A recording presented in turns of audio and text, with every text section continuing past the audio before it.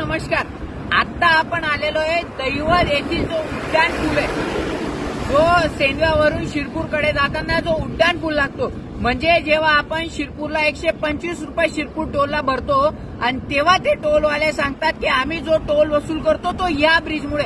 हा तोच ब्रिज आहे जो शिरपूरकर कधीच वापरत नाही आणि या ब्रिजचा शिरपूरकरांच्या वापराशी काहीच संबंध नाही.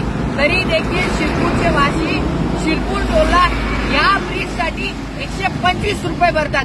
टोल अधिकारी सांगतात की आम्ही हा उड्डाण पूल दिलाय, याच्यामुळे आम्ही टोल वसूल करतो. तर चला आपण बघूया हा उड्डाण पूल कसा आहे.